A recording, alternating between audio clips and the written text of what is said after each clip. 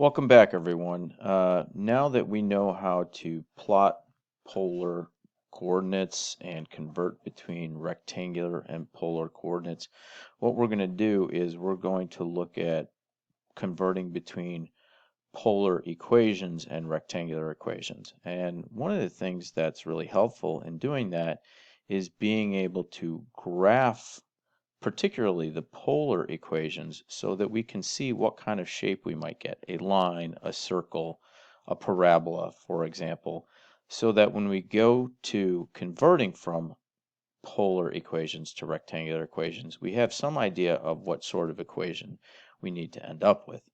So the first thing I'm going to do is I am going to show you how to set up your calculators to graph polar equations, and then we'll graph one of them and use that to kind of anticipate what kind of equation we're going to get when we convert from the polar equation to the corresponding rectangular equation. So as you can see on the calculator screens in front of you, what we're going to do is we're going to put our calculators in degree mode. We're going to put them in polar mode. And when you do that and you hit the Y equal key, you get a screen that looks something like this. So let me illustrate that for you with my graphing calculator over here. So I'm on the home screen and I hit the mode button, and I need to go down and make sure I'm in degree mode, which I am. I'm currently in parametric mode, but I'm going to convert that to change that to polar mode and hit enter. Now we could use radians or degrees, it doesn't really matter. I chose degrees, and now when we hit the Y equal key, you will see we get the following. So our first example asks us to graph r is equal to 4 secant theta. So 4 times the secant. As you know, our calculator does not have a secant button, so we're going to write that as 1 over the cosine of theta. Notice it uses theta there instead of x, and we're going to close the parentheses there. And we're going to go back to our window and we're going to say, you know what, we're in degree mode, so we want to do at least one complete revolution. So 0 to 360 degrees, we're going to have the calculator plot a point every 1 degree, not every tenth of a degree, every 1 degree. And we are going to assume that our window from -10 to +10 is going to work for us. So we will go ahead and graph that.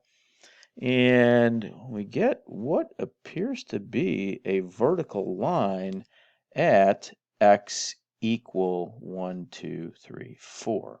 So that's how you can graph polar equations. Now let's see if we can confirm that polar equation using some algebra.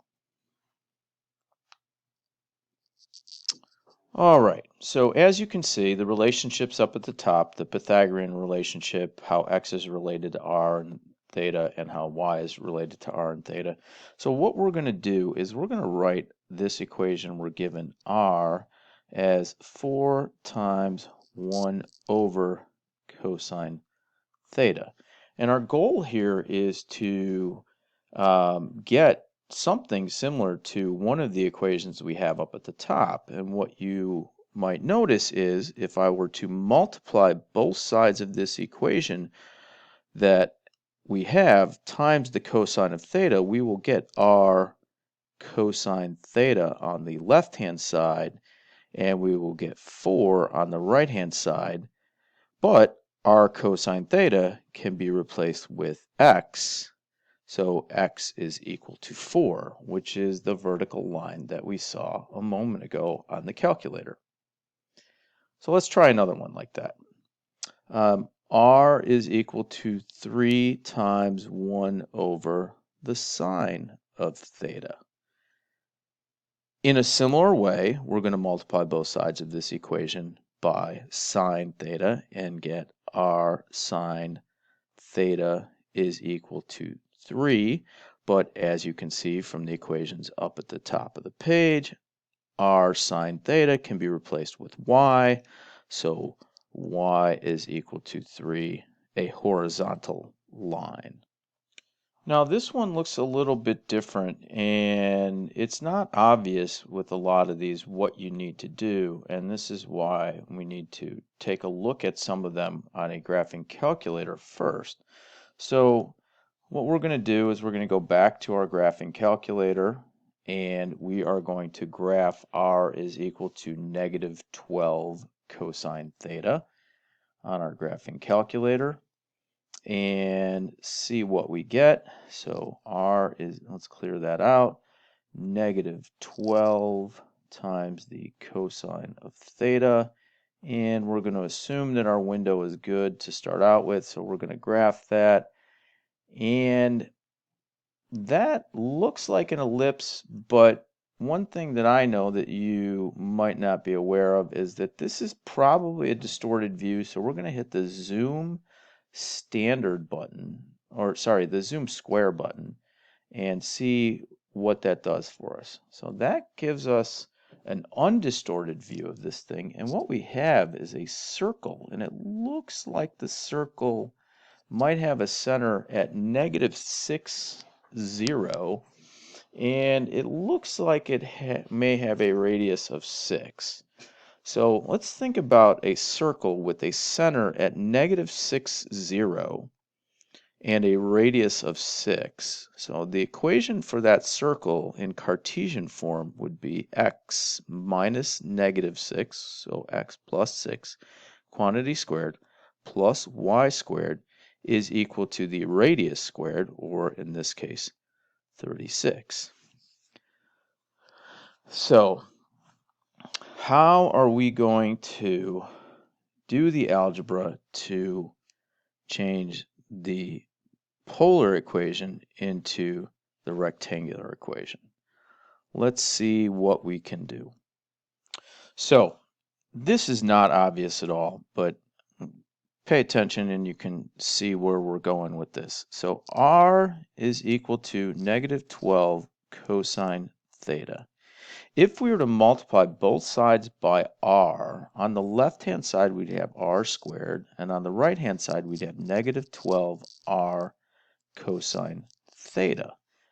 But you might notice that the r cosine theta on the right-hand side can be replaced with x, and the r squared on the left-hand side can be replaced with x squared plus y squared.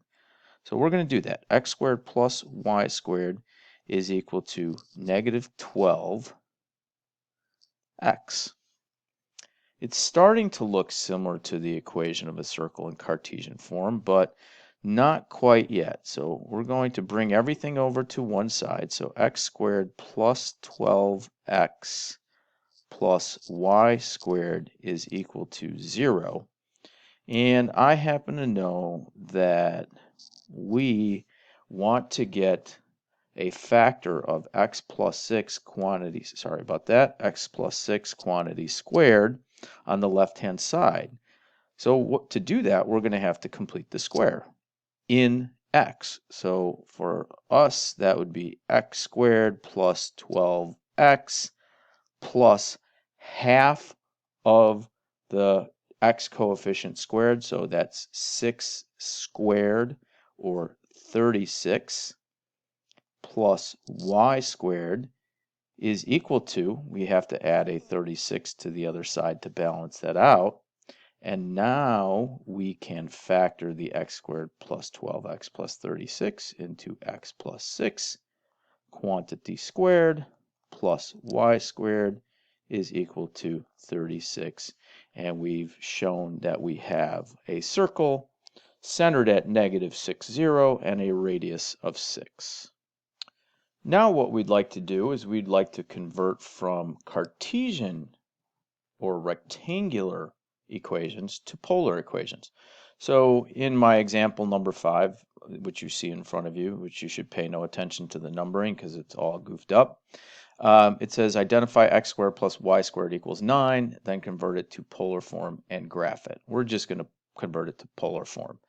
That's a circle with a center of 0, 0 and a radius of 3. So what are we going to do here? Well, we're going to replace x squared plus y squared with what it's equal to, which is r squared, which is equal to 9, which means that r is equal to plus or minus 3. And if you were to go over to your calculator and graph either one of those, you will find that you have a circle centered at the origin with a radius of 3. All right, for our next Cartesian equation that we're going to convert to polar form, you probably recognize this as a circle with a center at 2, -7, and a radius of the square root of 53. So, to convert this to polar form, the first thing we're going to have to do is we're going to have to expand both of those binomials, x minus 2 quantity squared, so x squared minus 4x plus 4, and y plus 7 quantity squared is y squared plus 14x plus 49, and that's equal to 53. You will notice that the 4 and the 49 add to 53, so those cancel with the 53 on the right-hand side. And we're going to move some terms around. X squared plus y squared minus 4x plus 14. That should have been a y. Plus 14y is equal to 0. X squared plus y squared can be replaced with r squared, and x can be replaced with r cosine theta, and y can be replaced with r sine of theta. So what we have is the following: r squared minus 4r cosine theta plus 14r sine theta, and you might notice you can factor an r out of that, so you can write that as r times r minus 4 cosine theta plus 14 sine theta, and that's equal to 0, which means that r is equal to 0, which would be a circle centered at the origin with radius of 0, or a point at the origin. But the other factor, if you set it equal to 0 and solve for r, you get r is equal to 4 cosine theta minus 14 sine theta. Now that's not obvious what that is a graph of at all, but if you put that into your calculator and graph it, you will see, as I have right here, that you have a circle. It's not real obvious where the center of that circle is, but I can guarantee you it's at 2, -7, and it has a radius of root 53. For my last example, we're going to take a look at the equation of a line. What you have in front of you is the equation of a line in standard form. And so what we want to do is we want to convert this from Cartesian to polar form. So we are going to replace x with what it is equal to. So 2 times r cosine theta minus 3 times what y is equal to r sine theta, and that's equal to 7. And if you factor an r out of the left-hand side, you have 2 cosine theta minus 3 sine theta is equal to 7.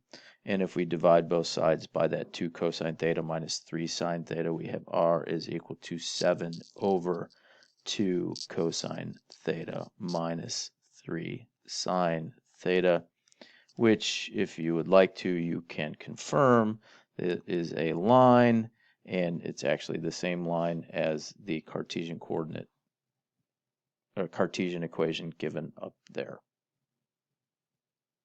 So what you can see is converting back and forth between rectangular and Cartesian equation requires you to know these 3 equations up there and look for places where you can make substitutions, like replacing r cosine theta with x and r sine theta with y and x squared plus y squared with r squared. Good luck.